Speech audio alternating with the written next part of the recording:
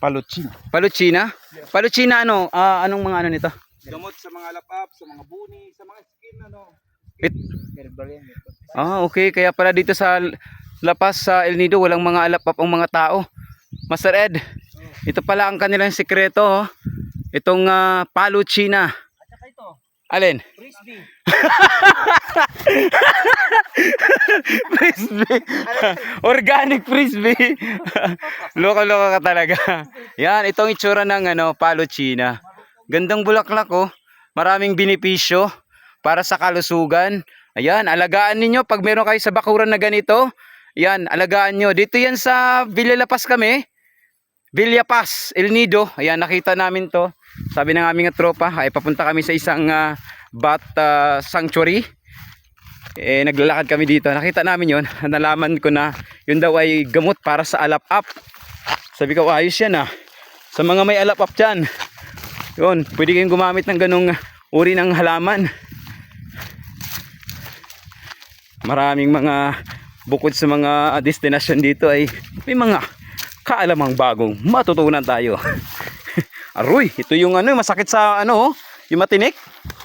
Tawag nito.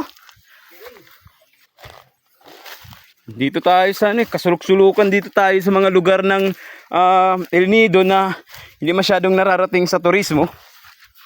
Ito ang ating ginagawa.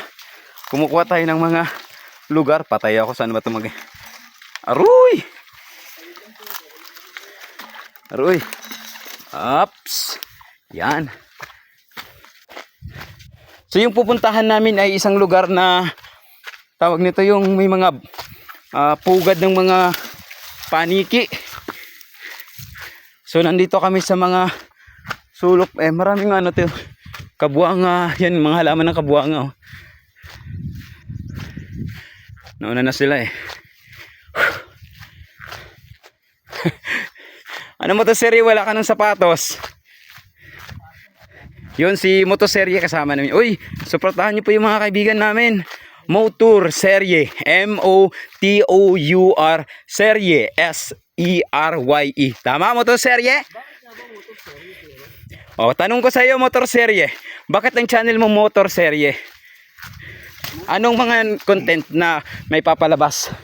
Sa motor serie kasi, kaya siya naging motor serie, it's because of from the word motor and tour.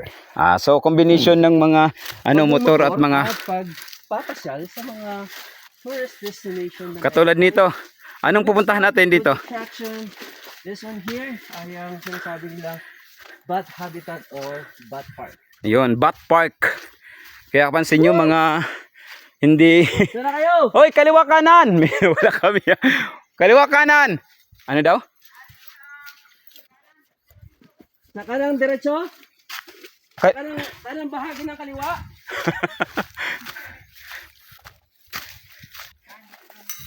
Sa kanang bahagi ng kaliwa? Grabe. Kung saan na lang tayong sulok nagpupunta. Alam nyo ba? Dito sa El Nido. Tingnan yung aking mga yung mga balat ko. Grabe yun. Dami ng mga niknik. Tapos yung natin, instant tan na tayo dito. Yan po, dami grabe Pero okay lang yan.